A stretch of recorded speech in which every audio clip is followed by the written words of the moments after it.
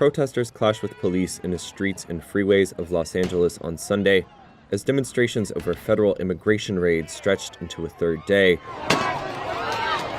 And thousands of California National Guard troops deployed by U.S. President Donald Trump began arriving in the city. Video showed about a dozen National Guard members, along with Department of Homeland Security personnel, clashing with demonstrators outside a federal building in downtown Los Angeles, near City Hall. National Guard troops were also seen near a Home Depot location in southeast Los Angeles, the site of altercations between protesters and police the day before. Reuters witnesses said federal officers at the downtown location fired gas canisters in efforts to disperse crowds, while Los Angeles police alleged that some protesters hurled concrete, bottles, and other objects at police. The department said arrests were being initiated. Protests in Los Angeles began Friday night after immigration and customs enforcement agents arrested dozens of people on alleged immigration violations.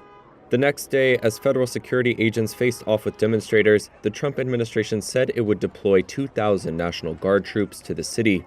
Defense Secretary Pete Hegseth warned that the Pentagon was prepared to mobilize active-duty troops, quote, if violence continues.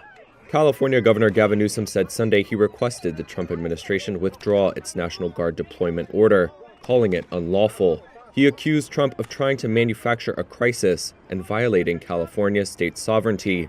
In a social media post on Sunday, Trump called the demonstrators violent insurrectionist mobs. He added he was directing his cabinet officers to take all action necessary to stop what he called riots. Speaking to reporters in New Jersey on Sunday, Trump was asked whether he would invoke the Insurrection Act, which empowers a president to deploy the U.S. military to suppress events like civil disorder. Depends on whether or not there's an insurrection.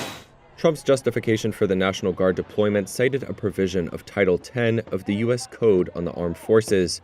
However, Title 10 also says the orders for these purposes shall be issued through the governors of the states. It was not immediately clear if the president had the legal authority to deploy the National Guard troops without Newsom's order.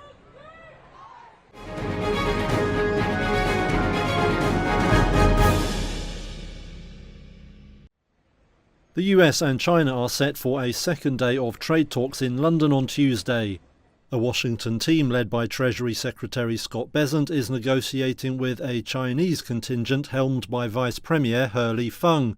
They are meeting at the ornate Lancaster House in the UK capital. Back in the US, Donald Trump said there were signs of progress.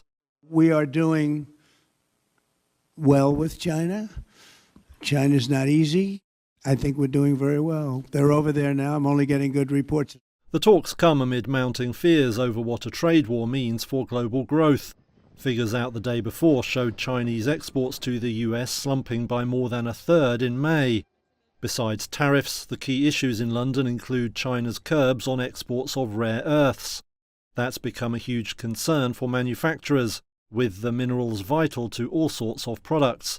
Reuters has reported that Beijing has now granted rare earth licenses to suppliers for the top 3 US automakers. But tensions remain high, with factories around the world saying they could have to halt output without continued supplies. In May, China and the US did agree a temporary deal to roll back some of the tit-for-tat tariffs they imposed on each other. But the truce has looked fragile, with Trump at times accusing Beijing of violating the agreement.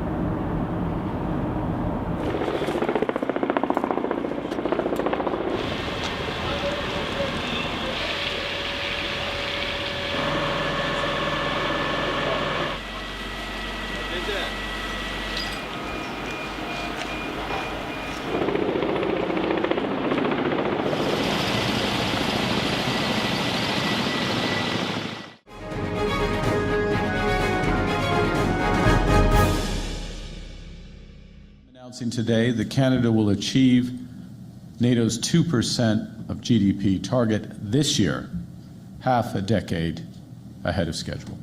And we will further accelerate our investments in years to come, consistent with meeting these new security imperatives. Threats from a more dangerous and divided world are unraveling the rules-based international order. An order that was fused by the settlements at the end of the Second World War and the end of the Cold War, an order on which Canada has relied for longer than many of our lifetimes. We should no longer send 3/4 of our defense capital spending to America. We will invest in new submarines, aircraft, ships, armed vehicles, and artillery, as well as new radar, drones, and sensors to monitor the seafloor and the Arctic.